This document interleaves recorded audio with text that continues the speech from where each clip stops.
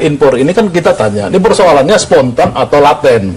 Ya kan, kalau kita bilang laten, ini kapan datangnya kan gitu. Apakah ketika misalkan sekarang Pak Sis ini Demokrat atau dukung? Tidak, saya independen ya. Saya dukung dari tahun 2005 keluar. Jadi 2004 waktu SBY masih presiden sampai 2005 kan kejadian sama juga. Ya kan, artinya waktu berapa bulan, saya berapa bulan? Oke. Jadi artinya dari saya 3 bulan. Zaman Ibu Mega berkuasa, ya ada juga yang makanya sebenarnya ya kritik. Nah, itulah dibutuhkan pemimpin yang bisa mengatasi itu kan. Kritik yang dilakukan ya oleh Masis ini sebenarnya itu untuk semua bangsa ini. Ya artinya memang kita ada problem spekulan, tapi juga ada yang disebutkan Mas Teguh tadi, memang kita butuh cadangan tetap. Ya, maksudnya Prabowo Hatta bisa nggak mengatasi bahaya laten ini begitu? Ya pasti bisa dong. Justru yang yang ingin dibangun oleh Prabowo dan Hatta itu adalah kedaulatan pangan. Ya, kedaulatan pangan salah satu esensinya adalah pertama, bagaimana kita mengembangkan yang namanya swasembada tadi.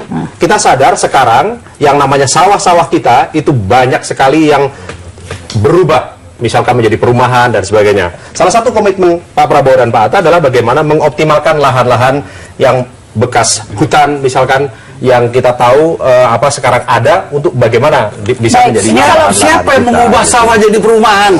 Menterinya siapa? Menteri ya pengusaha, teman-temannya Anda. Siapa teman saya? Ya pengusaha. Pengusaha mau dikasih izin sama. Ya visi dulu, jangan sampai kalau Pak tidak usaha juga. Dalam tentang mengatasi pangan, termasuk isu yang ada ungkit tadi ya, untuk mengatasi mafia impor ini, ada kebijakan atau program khusus untuk mengatasi atau menghapuskan hal-hal tersebut. Atau kita tanya siapa temannya Pak Pompida yang impor beras kemarin? Dengan mafia-mafia seperti itu. Tanyalah kepada cawapres Anda, mungkin lebih tahu masalah itu gitu ya. Tapi begini, di dalam konteks tadi saya sepakat sekali bahwa dengan cara cerdas sebetulnya iptek bisa dimanfaatkan untuk membuat barrier-barrier agar stok itu selalu ada. Itu sebenarnya basisnya. Tapi persoalannya sekarang kan tadi disampaikan juga bahwa hutan-hutan bekas hutan atau bekas-bekas tambang dan lain-lain mau dikonversi menjadi lahan pertanian. Ini juga nggak gampang ini persoalannya. Ini sesuatu yang sangat-sangat sulit. Apalagi lahan-lahan tambang itu diperlukan semacam penyuburan tertentu ya, dibutuhkan humus, dibutuhkan yang lain-lain. Jadi artinya apa? Artinya tidak mudah seperti membalikan tangan. Nah, Jokowi JK percaya bahwa di dalam konteks membangun sesuatu itu kita percaya dalam membangun sistem terlebih dahulu. Sistemnya ini akan kita bangun. Sistem ini tidak semata-mata kemudian terlihat di dalam bentuk yang bisa secara real dan manfaatnya ada, tapi sistem ini disiapkan. Artinya sistem seperti apa itu? Ya makanya sebentar ini balance daripada basis dari pangan yang ada itu sudah kita petakan, dan memang sudah ada beberapa wilayah-wilayah pertanian yang memang sebetulnya tidak maksimal digarap. Karena apa? Karena mismanagement daripada penyuluh-penyuluh yang kurang di lapangan, kemudian juga pemberitahuan bahwa sebenarnya dengan cara-cara tertentu petani itu sebenarnya bisa 2 kali lipat atau 3 kali lipat sebenarnya hasilnya. Sistem dan manajemen akan direvitalisasi kalau sistem itu basis daripada penyuluh akan sementara ini lagi ke basis daerah blueprint apalagi nanti dengan undang-undang desa itu ada dong MP3 dengan undang-undang desa itu sistem apa? Sistem apa? Basis sebentar dong. Basis dana-dana yang masuk ke pedesaan ini akan dimanfaatkan tadi untuk merevitalisasi sawah-sawah yang ada ke artinya apa? Manfaatnya langsung terasa gitu. Tidak berwacana terlebih dahulu, ini ada di depan mata harus diselesaikan gitu.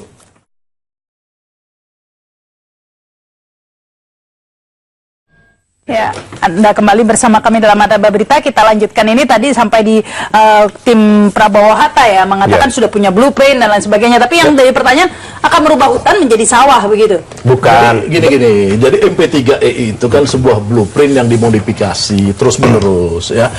Dalam MP3EI itu kan sebenarnya kita mengatasi suatu keadaan di mana zaman Orde Baru itu kita punya GBHN. Ya, zaman reformasi nggak ada GBHN, orang pada bingung. Masih ada sebentar beberapa bulan. Nah, jadi dalam MP3E ini kebetulan ya di rejim yang kemarin ketuanya Pak Hatta Rajasa udah dibuat ya, misalkan pembukaan lahan 1 juta hektar di Kalimantan dan Papua misalkan. Nah, kalau misalkan Jawa ini terus-menerus kita tidak bisa bendung ya, kehilangan lahan pertanian ya, apa boleh buat, memang kita akan harus buka di luar Jawa. Inilah rencananya buat MIVE ya di Papua. Akan mengurangi luas lahan hutan itu kan ya? Tidak. Pasti. Bukan, Maksudnya ini gini. konteksnya sekarang ini kan terjadi deforestasi. Sudah ada lahan-lahan yang dirusak itu.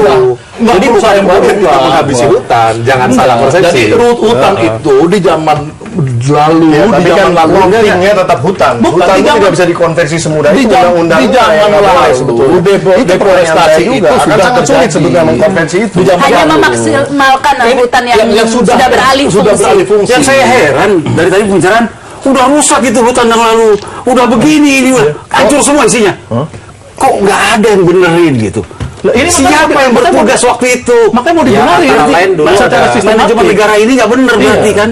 Padahal itu Presidennya Hatta siapa aja udah banyak semua. termasuk Hatta termasuk dalam pemerintahan. masuk. Ya. Gini, Ada gini, Habibie, gini. ada Ya, Pak Harto, ada Habibie. Yang kedua ya. Ada Meja bukan Iya. lama. Bener gitu, Nggak, capek bukan. saya loh. Gini Bung Sis, kita Yang sama-sama terakhir tahu. Hatta dan SBY ini. Bukan. Gini. Desain pemerintah kita ini boleh SBY dan Pak Hatta misalkan kemarin di bagian dari kekuasaan. Ya. Tapi di kantong-kantong di mana otonomi daerah terjadi, misalkan kepala daerahnya PDI, dia nggak tunduk. Nah, itu nanti kalau Prabowo Hatta berkuasa tetap akan terjadi seperti ini dong. Makanya nggak terjadi karena kita udah mayoritas di parlemen dan akan merubah undang-undang. Enggak Undang-undang mana saja nggak seenak itu dan mayoritas. Iya, bukan kuncinya semudah itu. supaya Jadi nggak- lebih apa? Tapi lebih kalau otonomi daerah tidak tunduk dan segala macam, itu akan terjadi saya lagi kalau kan menurut sama saya aja. definisi dong. MP3I Kuncinya adalah pada kepemimpinan. MP3I itu Padahal bersih. MP3I sebentar mohon izin Bung sebentar, Dada. sebentar. Saya selesaikan dulu. Ya, Leadership silakan. katanya. Kuncinya adalah pada kepemimpinan yang tegas. Ya Berarti kan? Hatta dulu tidak tegas dong ya? Kenapa ke Bang Hatta? Presidennya siapa? Iya, kan bagian begitu ya. Ya tidak bisa sesederhana Nggak itu. bisa, Bro. presiden Bukan itu karena besan. besan. Presiden itu Kalau bukan besan sebenarnya lebih enak ngomong presidennya sekarang itu temannya Pak Sis. Ya, sahabatnya benar. Nah, jadi kalau saya boleh kritisi MP3I, MP3I ini berjalan di dalam konteks pembangunan infrastruktur yang ada. ya. keluar tapi sahabat Tapi, tetap. tapi lucunya dalam membangun ekonomi, kenapa ada MP3KI? MP3KI ini untuk Bukan KI, fokus Bos. MP3EI. MP3EI ada MP3KI untuk pemberantasan kemiskinan ya bos. Gitu, Social saya lebih tahu. Social protection ya. Ya, kenapa harus ada dua? Gitu. Di dalam konteks membangun seseorang itu, pembangunan harusnya manusianya menjadi objeknya gitu. Artinya benar-benar dibangun sehingga mereka keluar daripada garis kemiskinan. Bukan dibuat dipecah begini seolah-olah bahwa objek orang-orang miskin dijadikan objek untuk bansos dan lain-lain saja gitu. Tidak akan kemudian diangkat daripada basis Coba kemiskinan. lihat perdebatan Silakan awal, saja, silakan saja dilihat, silakan dilihat. Tapi itu debat konsep yang cawapres saya tahu. awal antara Pak JK dengan Pak Hatta. Ya, boleh dilihat, dipelajari, saya catat semua. Ya, Bagaimana mereka menurunkannya? Menurunkannya ya dari Undang-Undang Dasar 45, pembukaan, mencerdaskan kehidupan bangsa. Bahkan Pak JK mengutip lagi ayat yang mengatakan Allah itu ya menyayangi orang-orang yang berilmu pengetahuan. Diturunkan menjadi apa? Menjadi kuncinya iptek dan SDM. Sama dengan apa kata Pak JK? Sama dengan produktivitas. Tapi lihat Pak Hatta bagaimana? Ketika dia menurunkan itu, jadinya apa? Kualitas manusia. Kualitas manusia itu bicara apa? Bukan bicara purely manusia sebagai benda. Produktivitas itu purely pada prinsip ekonomi. Bedanya Itu sama JK. SDM apa ya? Hah? Kualitas sama SDM bedanya apa? Bukan, kalau kualitas manusia itu kita human being, bukan hanya faktor produksi. Kalau Pak JK ketika menurunkannya udah salah. Salah benar, coba lihat. Outputnya tapi produk itu. Bukan, produktivitas itu istilah purely ekonomi. Ya. Kalau Pak Hatta menurunkannya yang kualitas manusia. yang namanya total productivity factor itu kan mahal. Oh, itu ketika memasukkan di season lainnya, tapi awalnya itu kualitas. Ya, tapi buktinya apa? Kenapa dibagi yang dua tadi begitu? harus Di mana-mana Bukan. dari zaman Pak Harto yang namanya pembangunan itu langsung satu, tidak kemudian hanya di dalam konteks infrastrukturnya saja. Harus dua-duanya, manusia dibangun, basis infrastruktur dibangun secara bersamaan. Kalau ini dipecah, anggarannya juga dimainkan berbeda. Dan yang lebih parah lagi, MP3I dilakukan di dalam sentra-sentra yang tertentu saja. Jadi tidak ada pemerataan dan tidak ada keadilan sosial di situ. Nah, justru MP3 itu membagi, mendesain ya supaya sumber daya manusia itu tersebar. Contoh, Interupsi. Iya, silakan. institut ternama di Indonesia cuma ada di Pulau Jawa, ITB, IPB, Ya, ITS. Kemudian dengan MP3 dibagi dua, dijadikan di Kalimantan satu, ya kan, kemudian di Indonesia bagian barat, di Sumatera satu. Itu kan artinya Baik, silakan. Kenapa cuma ini enggak? Dialog Silakan. ini rakyat nggak ngerti sama sekali nih. Oke. Rakyat nggak bakal ngerti. Jujur saya juga nggak ngerti kok. Pusing kan? Apalagi rakyat, bayangkan. Saya kepingin kita bicara gamblang bagaimana baiknya negara ini, siapa pemimpin yang baik, jangan menjelek-jelekan. Yang baik itu siapa? Kita nggak nyari pemimpin yang jago pidato, yang jago bahasa Inggris, yang jago begini, jago pasti begitu kan. Tapi kita mencari bagus ini. pimpinan yang Nah, sekarang saya justru ingin tanya. Kemarin dalam konser Mazen, Pak Prabowo sudah mengatakan kepada kita semua seluruh kader bahwa kita harus menjadikan mitra bersaing kita itu adalah saudara kita. Gerindra sekarang. Ya, Katanya seluruh itu kader. adalah saudara kita. Jadi kita tidak boleh istilahnya melakukan cara-cara yang tidak terhormat gitu.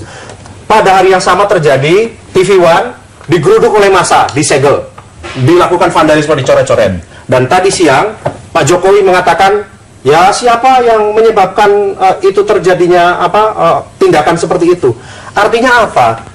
Betapa kita miris, artinya capres kita ini menyetujui tindakan-tindakan kekerasan seperti itu.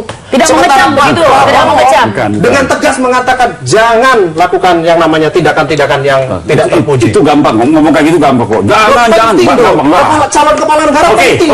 Saya buktikan. Berkata Baru tadi saya nonton televisi Prabowo terima uangnya, uang itu uang rakyat dirampok oleh mereka. Siapa mereka? TV apa? Ayo, Anda bisa sebutkan? Saya bisa ambil. Kalau kita mau apa hukumannya? Jangan. Taruhan. Jangan saya bisa buktikan, ada di televisi. Seharian dibutuh. Saya nonton. Tanya rakyat Indonesia yang nonton, sekarang telepon. Prabowo kalau perlu telepon sekarang. Anda ngomong apa tadi? Ya, sudah saya telepon dulu ya. Saya telepon dulu. Dulu ada nggak di TV sini? Karena ini terjadi. Jadi Prabowo itu Suruh terima duit. dia merespon ini. Memaksa rakyat korupsi. Ini direspon. Coba kupon paket murah 2 jari, ya. Nih salam sembako murah Jokowi JK. Ya, ini yang dirilis di salah satu online ternama hari ini. Siapa yang bicara? Bukan, ini Lah ini yang bukti temuan. Makanya Prabowo merespon jangan sampai kita main tidak jujur. Tapi jangan menyuruh rakyat menerima uang. Dan uang haram, uang rakyat, boleh ngerampok. Siapa yang ngerampok? Itu menuduh loh, lawan cuma satu lawan satu. artinya setuju juga dong untuk artinya calon presiden boleh rakyat istilahnya kadernya untuk menyerang TV misalkan? Tidak, bukan itu. Kita tidak pernah bilang menyuruh atau tidak menyuruh. Tapi Anda bilang tadi harusnya melarang. Tapi ini menyuruh menerima uang. Dan menuduh uang rampok. Yang mana? Yang Prabowo bicara di kampanye. Kalau orang memberikan uang, Terima uangnya. pokoknya jangan mau tertipu dengan pemberi uang itu. Message-nya di situ. Terima uangnya. Saya ngomong. Ya message-nya di situ. Terima uangnya karena uang itu uang Berarti menghalangi money politik. Itu yang bahaya. Kita masih bicara tentang SDM dan Iptek nggak nih ya? Silakan. Oke, kita kembali ke sini. Ada sumber daya manusianya. Jelas kita lupakan. Ya. Pak Hatta tadi mengatakan dia bangun di Kaltim 2 tenaga listrik. Sampai detik ini saya 10 hari terima telepon terus mati listrik setiap hari di sana. Ya. Jadi setiap saya ke sana aja mati listrik sering. Apa yang dibangun di Kaltim? Kaltim itu menghasilkan batu bara yang luar biasa untuk menghidupkan listrik. Tapi setiap hari mati listrik. Nah, ini kan Apa hebatnya? Apa risetnya? Jangan-jangan beda dia dibicarakan sama nyataannya nih. Makanya itu kan gara-gara ya itu yang bertanggung jawab pada PLN kemarin yang buat hidup mati listrik ini itu sekarang pindah jadi tim sukses Jokowi namanya dihapuskan. Waktu itu belum. Pak Jokowi udah bilang loh, saya akan pecat itu, bilang begitu dia. Kalau masa mati-mati terus. Mati terus gara-gara ke sana. Iya. Ini Tapi 5 tahun terakhir mati siapa? Menteri Perekonomiannya masa nggak bisa berbuat apa-apa sebagai Menteri Perekonomian, mengkoordinasikan menteri-menterinya tidak bisa begitu kan. Baik. Dalam konteks ini tahun 2015 lebih parah lagi nih biarpetnya blackouts ancaman di mana-mana. Karena apa? Karena tidak ada pembangunan pembangkit listrik dalam skala besar yang baru. Saya mau tanya. Kalau kemudian 5 tahun ini dibangun, kita berapa? Baik. tidak ada hubungannya dengan itu. Jelas penting. Tidak ada hubungannya. Tidak ada hubungannya di dalam konteks Di ini. saat negara-negara dalam dunia konteks ini pertumbuhan ekonomi hanya 1-2%, partnership, Indonesia sebenarnya nggak ada bisa masalah. membangun Tidak ada pertumbuhan ekonomi hubungannya. di atas 5%. Ya, itu angka ya, angka. Itu real. Itu 5% dari mana basisnya bos? Dari mana? Itu yang Konsumsi. dirilis oleh negara-negara. Konsumsi. Tidak ada basis produktivity yang memberikan itu. Sebetulnya kalau di manage dengan baik, kalau di manage dengan baik, makanya kami optimis bahwa kalau ekonomi kita harus bisa jujur 7% nanti. lebih, Bukan, kalau bisa melihat 7% lebih, itu, kita optimis. Pemirsa ada Pak Berita segera kembali.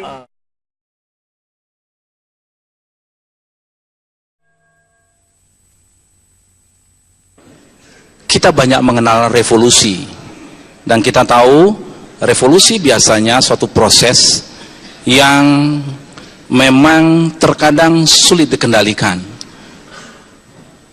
dibandingkan reformasi misalkan.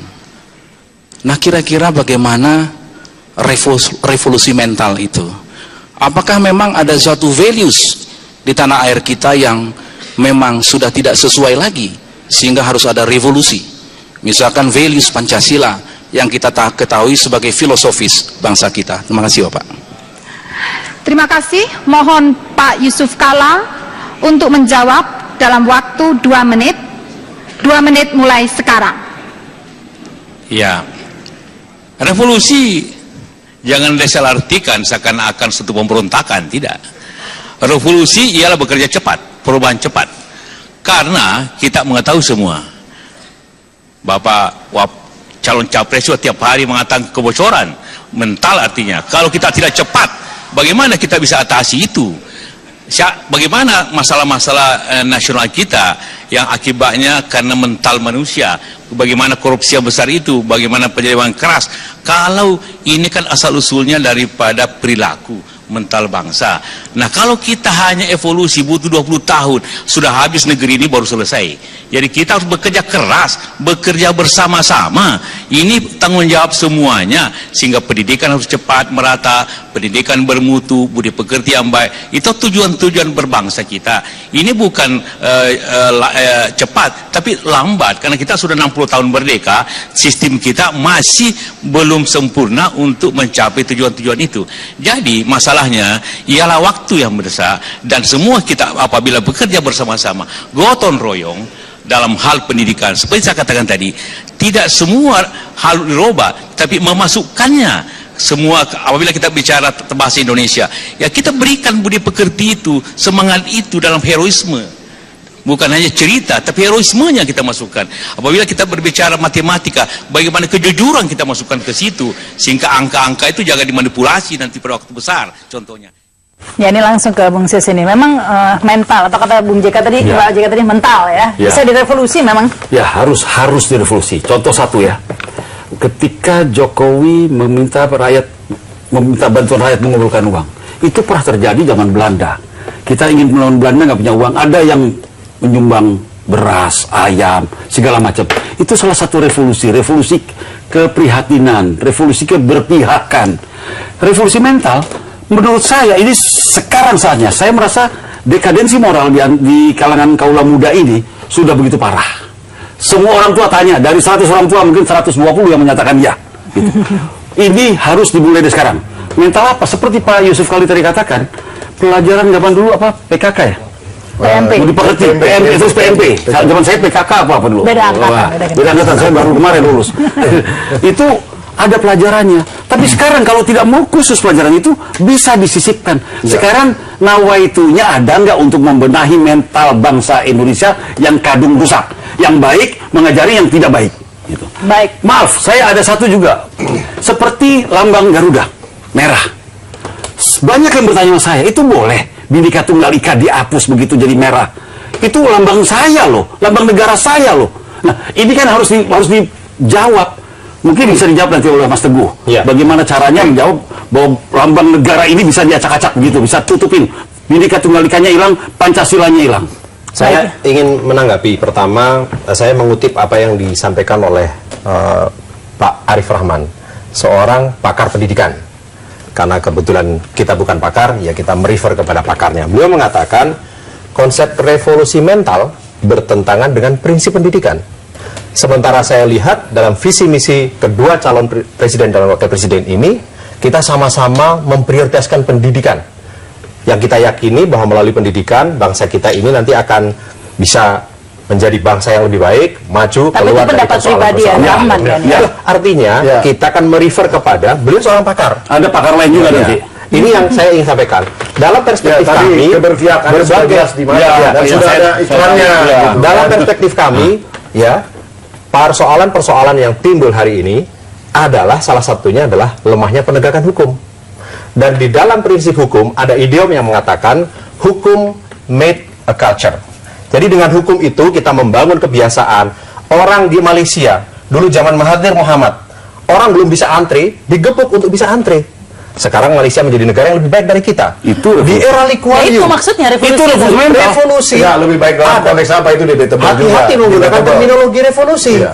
Loh, dari sisi ketaatan, dari sisi kepastian, hari ini yang terjadi di negeri kita ini yang dipersoalkan oleh Mas Sis itu adalah betapa tidak ada kepastian. Baik. Di semua level terjadi yang namanya kalau boleh korupsi. saya tambahkan, Silakan, ya, persoalan di negara ini mengenai korupsi itu hampir di semua lini ini sudah hampir tidak ada ruang lagi di mana orang tidak bisa korupsi. Semuanya sudah sangat korup. Di dalam konteks ini kita ingin memberikan sebenarnya sesuatu revolusi dalam artian dengan cara cepat gitu, memberantas ini semua. Karena kalau dengan apa? Dengan cara KPK Dengan apa? menangkap saja ternyata tidak berhasil juga, tidak membereskan juga masalah. Betul, Pak. Tetapi tunggu dulu. revolusi mental itu dengan Sebentar cara saja, bagaimana? revolusi mental dilakukan dengan cara basis-basis keteladanan daripada pemimpin-pemimpinnya. Kalau kita mempunyai pemimpin yang bersih, pemimpin yang jujur, pemimpin yang transparan, mau merakyat, dialogis, dan mau menyerap aspirasi masyarakat, ini bisa ditularkan. Sekarang Ya, secara efek domino ke bawah. Bagaimana Anda menjelaskan dengan kasus kesederhanaan yang ada? korupsi Dengan di Jakarta? kesederhanaan. Loh, bagaimana? Itu masih di bawah kepemimpinannya Pak Jokowi. Iya, betul. sudah Tapi pasti. prosesnya, Anda tahu nggak? Prosesnya melalui e-procurement. Hak daripada memberikan Artinya kan kontrak itu dan lain-lain gubernurnya bukan siapa? tidak. Gubernurnya Pak Jokowi. Tidak. Sebenarnya korupsinya gubernurnya siapa aja sih yang ketahuan? Bisa terjadi. Oh, iya, Iya, Pak. siapa saja Artinya bisa saya terjadi. ingin mengatakan Pak Jokowi barangkali memang bagus seperti Anda katakan ya, dengan keteladanan, tapi buktinya ketika kemudian di bawahnya masih terjadi korupsi dalam inilah Bisa di dalam terjadi, satu terjadi. proses, Itu tidak di sesederhana dalam itu. satu Iya. proses gerakan tidak kemudian serta-merta dalam satu pukul semuanya selesai. Ada yang namanya basis-basis feedback ataupun sistem feedback. Ya, Nah, artinya justru tetap itu, Mas Pupida. akan berkelanjutan terus. Bagaimana akan kalau berputar skala terus. di Tapi yang paling penting sistemnya itu provinsi bergerak. saja, Kalau kemudian kita harapkan tidak bisa sekali itu ditanggulangi. langsung selesai, itu Bagaimana tidak kita mungkin. bicara konteks Di Indonesia? dalam Ya, konteks justru itu ya, di dalam karena konteks kan- pendesain satu Bisa, sistem saya itu jawab ada yang ini, namanya jadi learning silakan. organization.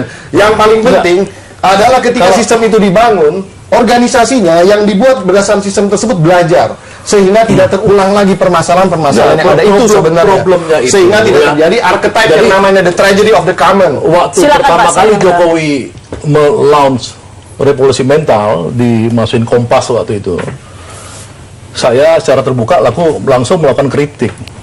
Kenapa? Karena Jokowi sebenarnya tidak menemukan alat analisa ya dalam tulisannya itu, sehingga dia tidak mendapatkan jawaban ya atau problem pokok kemudian jawaban dari problem bangsa ini.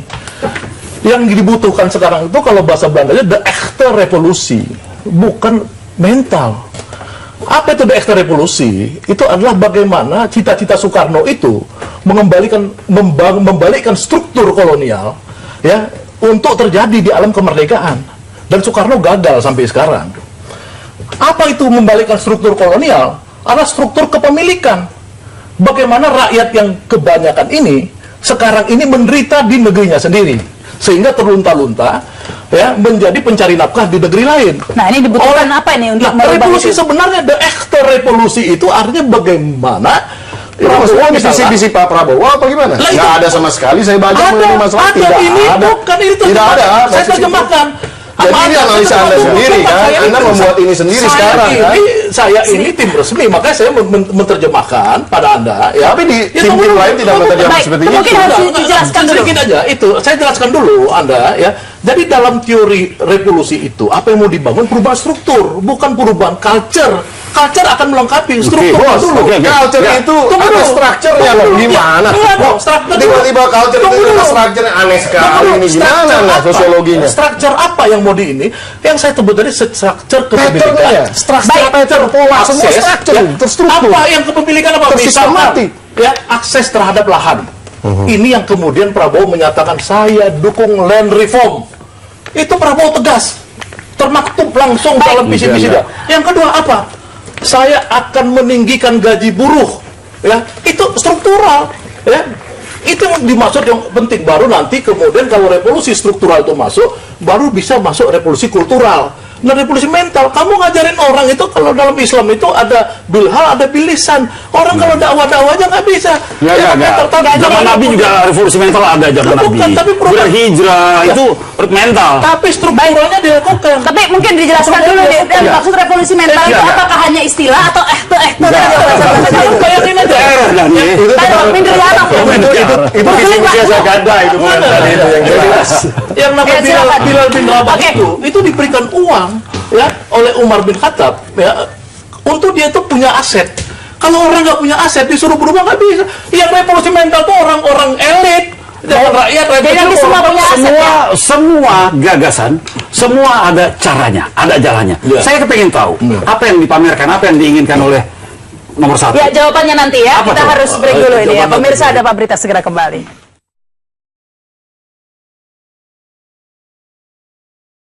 Ya, Anda kembali bersama kami dalam Ada Pak Berita. Kini saya beri kesempatan untuk saling bertanya nih. Silakan dari Komisi.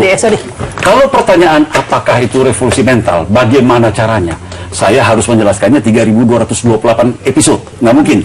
Tapi salah satu cara di kantor saya, kalau saya pengen mengubah mental OB, mental sekretaris, ada caranya pasti. Itu skop kecil. Di rumah tangga bagaimana, di kelurahan bagaimana, terus sampai ke negara pasti ada. Tapi yang membuat aturan itu harus bersih dulu, jangan punya masa lalu, punya utang, pernah korupsi, pernah nyolong, itu nggak boleh. Yang penting komitmennya maksudnya. Ya, setelah dia tahu bersih, dia menjalankan, dia kasih contoh, top down, semua pasti ikut. Kalau sapunya bersih, pasti kebersihan semua dapat. Nah sekarang kalau di nomor 1, apa Indonesia bangkit? Pertanyaan sama, bagaimana cara bangkitannya orang yang udah begini rusaknya? Sama, jawabannya juga sama. Ya.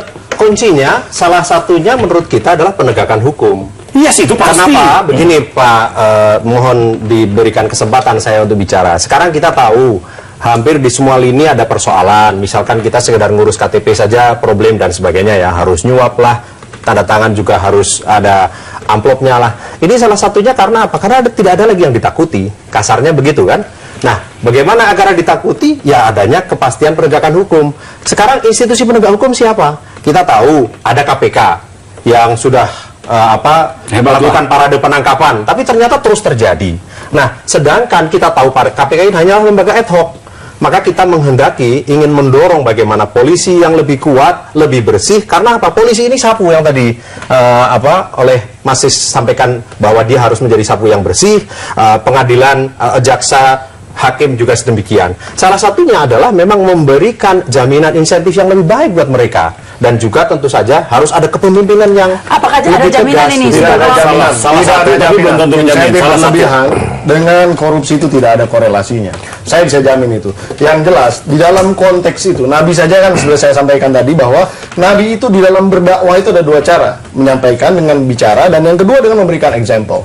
Example harus turun langsung daripada pimpinan-pimpinannya. Nah, pertanyaan saya sebenarnya kita balik lagi ke masalah SDM ya. Ini tadi Pak JK kan menanyakan sebenarnya mengenai masalah bonus demografi. Bonus demografi ini kan secara kalau kita lihat ini akan menjadikan potensi sebenarnya bagi bangsa Indonesia ini ke depan, tapi juga bisa menjadi beban. Nah, terus terang saya kurang puas dengan jawabannya Pak Hatta pada saat itu. Coba dijelaskan bagaimana sebenarnya. Saya minta izin untuk meng-highlight. Mas Pubida, hari ini kalau kita bicara pendidikan itu ya, dari SD sampai SMU ya, ini yang masuk ada 5,5 juta siswa yang masuk, diolahlah oleh pendidikan ini. Yang keluar, Anda tahu berapa? Hanya 2,5 juta. Artinya ada hampir 3 juta yang itu putus di tengah jalan, atau kemudian mereka mengalami DO. Nah, mereka-mereka yang putus inilah yang kemudian masuk ke sektor pekerjaan. Dengan kata lain apa? Bonus demografi yang Anda singgung tadi sebenarnya dalam konteks Indonesia menyimpan sebuah bahaya, karena memang gemuk, ya. Puncaknya adalah pada tahun 2020 nanti. Ketika kemudian penduduk kita yang produktif usia 15 sampai usia 60 tahun itu jumlahnya jauh lebih besar, tetapi gemuknya kualitasnya. Nah, ini apa yang harus dilakukan untuk itu? Nah, apa yang Pak Hatta highlight tidak menjawab masalah. Bukan, saya ingin memberikan ilustrasi agar kita tidak misleading berbicara tentang bonus demografi. Maka yang dilakukan atau yang harus kita lakukan adalah bagaimana mereka yang tertinggal ini mendapatkan yang namanya dukungan untuk mereka memiliki keterampilan. Ya kan, memiliki skill. Sehingga kemudian ketika mereka misalkan pun harus bekerja di luar atau dalam konteks Indonesia, mereka juga bisa dengan keterampilannya. Dan yang tidak kalah penting adalah membuka lapangan pekerjaan. Salah satunya adalah apa yang sudah diusung dengan membangun infrastruktur melalui MP3II. Itu antara lain beberapa hal yang harus dilakukan. Mungkin bisa ditambahkan. Ya, jadi gini kan, Pak Hatta itu kan membagi dua. Bonus demografi ini, pertama yang usia produktif. Usia produktif itu masuk pada pasar tenaga kerja. Ya, bonus demografi adalah masalah usia produktif yang lebih banyak daripada yang usia itu dulu. non-produktif. Ya, yang non-produktif ya. itu kan kemudian dia menyebutkan social protection, perlindungan sosial. Ya. Nah, problem kita ini supaya ini tidak menjadi sia-sia, Pak Hatta itu kemudian kuncinya adalah bagaimana iptek itu berkembang. Kan di situ. Sama kemudian entrepreneurship. Nah, itu udah jawaban yang sangat bagus sebenarnya. Bagaimana membuat orang itu bisa menjadi berwirausaha. Ya, itu kalau ada jawaban lain silakan. Bukan. Ya, saya sekarang balikin ya. Bonus demografi penciptaan lapangan pekerjaan kan tadi kuncinya kan. Nah, kenapa Pak Prabowo justru malah penekanannya penciptaan lapangan pekerjaan harus berbasis pertanian, betul? Ini didebatkan loh bahwa pertanian akan menyerap tenaga kerja yang sangat banyak. Katanya dengan 2 juta hektar lahan lah ya, dikali 6 orang rata-rata kan, jadi 12 juta orang akan terserap. Pertanyaannya, bagaimana memobilisasi orang-orang untuk bekerja di areal-areal pertanian? Tidak mudah sama sekali. Sebentar, yang kedua, pertanian itu menghasilkan itu ketika dia panen. Selama bulan-bulan pertama sampai dia akan panen tuh, mereka makan dari mana? Makanya ini pertanyaannya begini-gini. Ini jadi sebenarnya kan bagaimana itu melihat pertanian itu, ya itu juga dengan agroindustri di dalamnya. Ya jangan kemudian pertanian stuck di situ, enggak dong. Ya kan kalau ketika orang istilahnya masa tunggu yang kamu sebut tadi. Tapi yang disampaikan Pak Prabowo itu 2 juta ini makanya ini sangat dan kemudian menyerap tenaga kerja dari situ. Ini tidak pernah dijelaskan adanya agroindustri dan lain-lain. Kesatuan harus lihat. Ya tidak dijelaskan Pak Hatta bagaimana supaya. Saya kan hanya membaca dari apa yang dijelaskan Pak Prabowo pada debat. Bagaimana? Jadi kuncinya pikiran Pak Hatta itu kemarin itu adalah ada satu yang namanya dari dulu dikenal sebagai istilah substitusi impor, ya, import substitution. Bagaimana kita memproduksi barang-barang yang bisa kita konsumsi sendiri. Nah, kalau itu dimasukkan dalam agroindustri dan industri pedesaan, sebenarnya nggak ada yang salah dari pikiran Pak Prabowo, dan bahkan pikiran Pak Prabowo itu begitu canggih ketika dia memasukkan lagi land reform.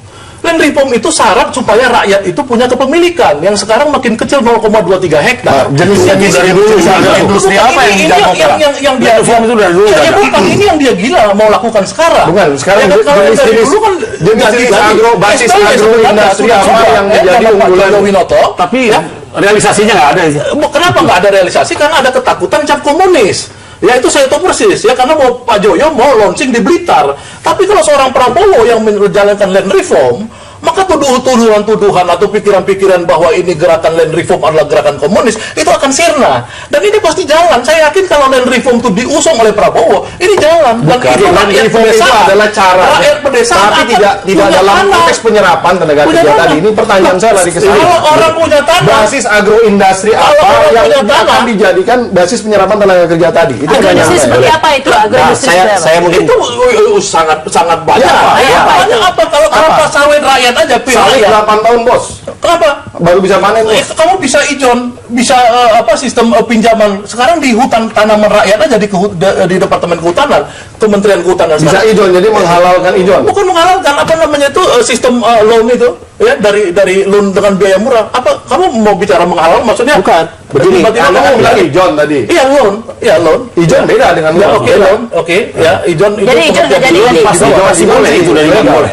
Begini, saya ingin kalau misalkan di kehutanan sekarang kalau kita dikasih hutan tanaman raya, kemudian pemerintah memberikan pinjaman sambil menunggu 8 tahun dikasih pinjaman. 8 tahun kalau agak siap sawit. Kan tadi katanya sawit. Sawit itu umur pasir, sawit itu 3 tahun udah ini kan contoh. 3 tahun juga lama lah. Iya. Ini salah satu contoh. Selama 3 tahun bicara loan. Ketika kita bicara agroindustri, sebentar izinkan saya bicara. Ketika kita bicara agroindustri, silakan. Ketika kita bicara agroindustri itu adalah sebuah rantai, mulai dari pengadaan sarana produksi sampai kemudian masa ini panen pasca produksi. Disinilah memberikan penyerapan tenaga kerja yang luar biasa. Tantangan kita ke depan dengan penduduk 240 juta dan kemudian setiap 10 tahun bertambah sekitar 30 juta, itu mau tidak mau memang kita harus mengintroduksi yang namanya teknologi pertanian, dan itu membutuhkan petani-petani yang memiliki keterampilan, petani-petani yang mampu untuk tidak sekedar menunggu ketika misalkan dia padinya sedang Bagaimana kapan akan dilakukan itu? Mereka makannya gimana? Akan datang dilakukan. Sebentar. Akan dilakukan pada akan datang. Kalau yang hutan tanaman rakyat udah jalan. Enggak, ini ada tumpang sari di dalam hutan tanaman rakyat. Makanya kita ini Tunggu, kalau solusi menurut tim Jokowi JK gimana sebenarnya? Enggak, saya gini. Semua visi misi dua-duanya bagus semua, nggak ada yang jelek. Semuanya ini. Saya cuma mempertanyakan ini bagaimana caranya, ini bagaimana cara. Nggak bakal kelar kayak gitu. Cuma masuk akal apa enggak, rakyat mengerti apa enggak. Yang penting rakyat itu semua sekarang perutnya kenyang, hatinya tenang, otaknya menang. Bagaimana caranya? Caranya adalah pemimpin yang baik dan benar, pemimpin yang jujur, supaya bisa memimpin menterinya. Itu Prabowo jujur. Kalau ada sangat jujur. Oke, misalnya Prabowo jujur, menterinya tidak jujur, itu juga berat. Ya kalau itu siapa yang bisa menjamin bahwa menterinya Harus. harus tinggal kemudian ganti menterinya dong. Harus, iya. Ganti menterinya. Anda bilang tadi penegakan hukum. Iya Hukum dong. ini tegak di Indonesia. Penegakan, Menurut saya tidak. Saya tidak penegakan setuju. keadilan yang belum ada. Hukum belum tegak. Bagaimana Anda mengatakan hukum tegak? Tidak adil, bukan tidak tegak. Hukumnya jelas. Baik. Cuma tidak adil. Maling sendal sama koruptor 5 miliar sama Itu hukumannya. namanya tidak tegak. Itu Ini tidak adil. Baik, Itu tidak tegak, bos, artinya. Tidak Kita adil. akan Hukumnya bahas ada. usaha Hukum kan harus berikutnya. adil. Ya itu tidak adil.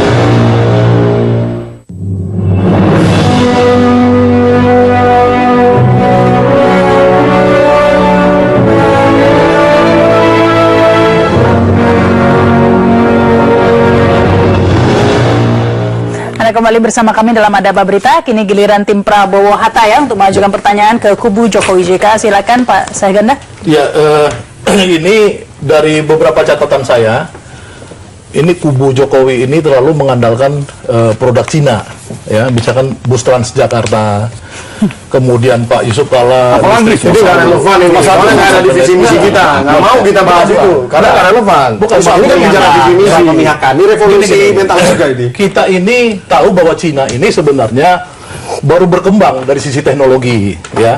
Kalau kita misalkan Enggak, cuma contohnya Nggak, bus. pertanyaan Baru saya. berkembang, Cina udah maju loh, jangan salah. Sudah maju. kita kan Bukan baru relatif, ya. berkembang. Sebentar, bus doang tadi, baru Ya, bus saja. bis, listrik 10.000 megawatt ya power plant-nya, kemudian apa namanya banyak hal yang orientasinya yang ke Cina ya, kemudian Dua aja, nggak banyak enggak kan? dong ya, ada lagi ya Bolpen paling. apa Merpati dulu ya. Apinya kali ya, Ya. Nah, kita tahu bahwa ya ini Kok Merpati jadi program Pak Jokowi apa urusan? ya maksudnya itu waktu zaman urusan kita. Mungkin langsung ke poinnya Oke. aja nih Pak Nah, Sahganda. sekarang bagaimana? Ini apakah kebijakan kita ini untuk memang ya mengorientasikan diri pada ini teknologi dan barang-barang Cina, itu memang kebijakan yang diambil secara resmi nanti kalau Pak Jokowi dan JK berkuasa atau bagaimana? Saya jawab sebentar, satu dulu. Silakan sambungkan. Sewaktu Jokowi masih jadi gubernur saja sudah bilang, kita lihat buatan Finlandia Pak, bandingkan.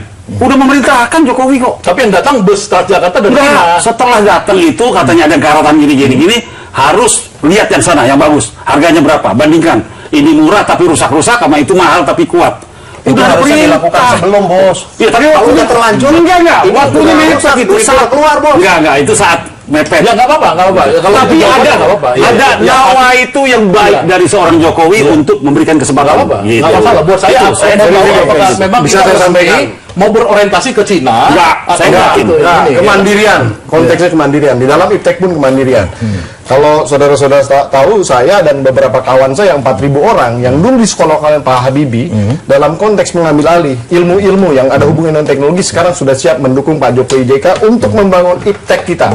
Baik, Dalam 4.000 artian, orang itu kalau mendukung. bos, kita sudah mendukung. Nggak mungkin dong. Dalam Kalau kita kita siap, oke, kita 3.999 99. Kita siap. Kita siap 4.000 orang. Anak-anak kita.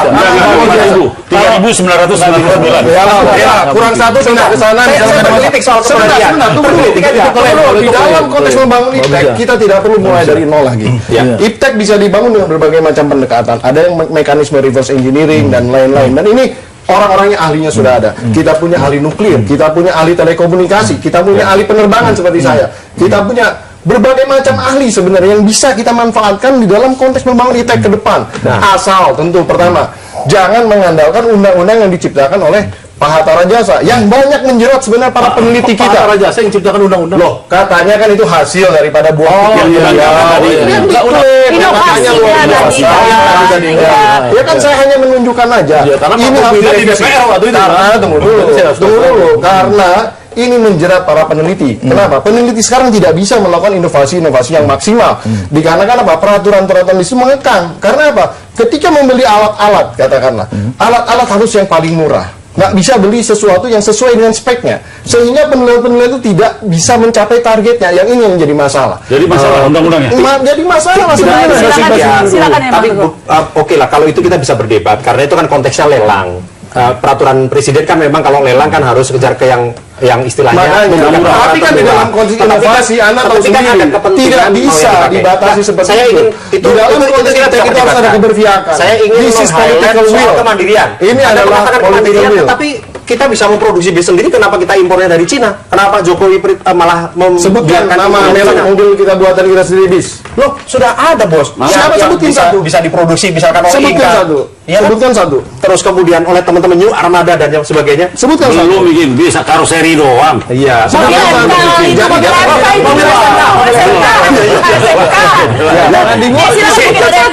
Saya kepengen sesuai yang ditayangkan tadi sebelumnya soal bocor. Nah, waktu Pak JK tanya Pak Hatta jawab bocor itu bukannya bocor uang hilang, tapi potensial loss. Kalau potensial loss itu artinya goblok, bukan bocor. Bocor adalah barang yang sudah ada keluar. Kalau belum ada nggak bisa dapetin, itu namanya apa? Lain lo bocor yang disampaikan oleh Pak Prabowo dan kemudian di-highlight oleh Pak Hatta itu adalah konteksnya adalah jelas itu. Kita bicara kebocoran kekayaan negara. Saya ingin ilustrasikan. Ini ibaratnya bendungan Jatiluhur mengirim air ke waduk di yang namanya penampungan di misalkan di Ben Hill gitu ya, atau di penampungan di Ben Hill itu. Kalau dari sana 10 ton terkirim sampai 10 ton dong, tidak ada kebocoran dong, itu kan? Nah, yang terjadi potensi untuk terkirim 10 ton itulah tidak sampai 10 ton. Ya, berarti bocor. Loh, itulah yang terjadi hari ini. Ya, memang bukan diprotes. Bocor siapa menterinya? Bukan soal menteri, Pak. Terus dijawab, oh bukan bocor itu, potensial loss. Loh iya, memang potensial loss itu barang belum ada. Potensi bisa mendapatkan income dari saya. Negara yang disampaikan kebocoran kekayaan negara, bukan kebocoran APBN, bos. Tapi ini aja deh, pertanyaan yang sama di dalam konteks kuantitasnya aja. 1.000 triliun itu dari sektor mana saja bisa disebutkan nggak? Bisa. Secara real? Bisa. Real. Silakan. Yang paling besar tentu saja adalah dari sektor migas kita. Ya, dari KPK dan juga pajak sudah merilis bahwa kebocoran dari sektor minerba, dari sektor sumber daya alam itu kebocorannya bisa mendekati sampai 300-400 triliun. Kenapa? Kemudian dari sumber daya laut kita. Oh, itu bukan soal siapa menkonya, tapi itu udah konteksnya penegakan hukum, bos. Oh, enggak dong. Gini nggak boleh nuduh siapa. Iya nuduh, tapi begini harus bertanggung jawab. Akhirnya tidak ada yang bertanggung jawab, ngeri sekali ini negara. PDI-nya Joko Widodo itu sudah berkuasa 2003, 2001, 2004. Itu udah begitu juga. Sisi yang lain misalkan berkuasa, itu sama. Jadi sebenarnya masih bahkan itu ada contoh konkret nih. Gas Tangguh yang kemarin baru saja alhamdulillah berkat inisiatif Pak Hatta sekarang harganya udah lebih bagus. Inisiatif oleh Pak JK. Itu dijual pada inisiatif oleh Pak JK. 3%. Inisiatif oleh Pak JK untuk renegosiasi.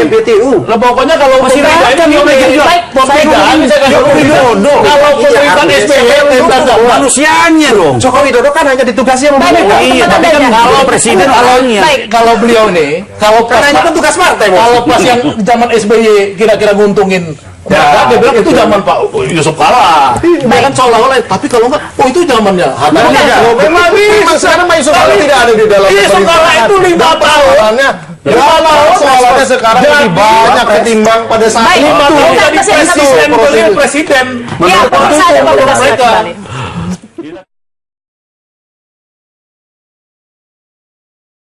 Ya, Anda kembali bersama kami dalam Ada Apa Berita. Kita lanjutkan dialog, ini segmen terakhir. Jadi langsung closing statement, langsung saja nih Pak Saganda, singkat saja. Ya, terima kasih.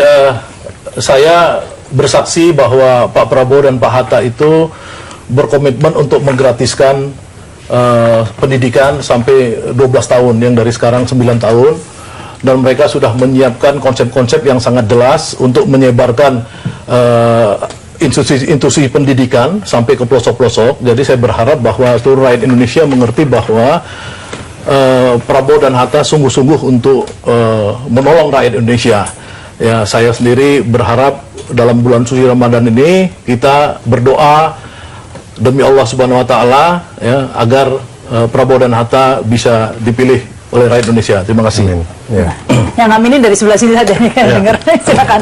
Ya, assalamualaikum seluruh pemirsa. Ya, bahwa pada bulan Ramadan, bulan yang baik ini, insya Allah Indonesia kali ini akan mendapatkan pemimpin yang baik, yang akan memimpin bangsa Indonesia menuju kebaikan, yang bermartabat, yang mandiri, dan menuju kepada suatu pemerintahan yang bersih. Saya pribadi mempertaruhkan jabatan dan berbagai macam karir politik saya demi mendukung yang namanya Jokowi JK. Salam dua jari. Ya, silakan ini ya. Teguh. Terima kasih warga Jakarta yang berbahagia. Hari ini kita masih mengalami macet yang luar biasa. Banjir juga masih selalu terjadi dan mengancam kita. Tikus lamba. Kemudian kita baru tahu dari pemberitaan ternyata yang namanya lapangan BMW yang sudah dilakukan peletakan batu pertama ternyata masih sengketa. Kemudian monorel ternyata juga kontraknya juga belum beres. Rupanya masih demikian banyak PR yang dihadapi oleh ibu kota Jakarta ini. Bahkan untuk milih sekda pun sampai sekarang belum selesai. Artinya apa? Saya mengajak kepada masyarakat Jakarta agar problem-problem itu beres. Kita dukung Pak Jokowi untuk kembali menjadi gubernur DKI, menyelesaikan janji dia untuk memimpin DKI 5 tahun, dan untuk membereskan banjir, membereskan macet, dan juga untuk mensejahterakan masyarakat DKI. Jadi jangan lupa kita pilih Pak Prabowo dan Pak Hatta sebagai calon presiden dan calon wakil presiden. Dan kita berikan kepercayaan kepada Pak Yusuf Kala, Pak Jokowi, untuk dia kembali menjadi gubernur DKI, menyelesaikan hutang-hutangnya itu. Terima kasih. Saudara-saudaraku sebangsa dan setanah air, tolong dicatat.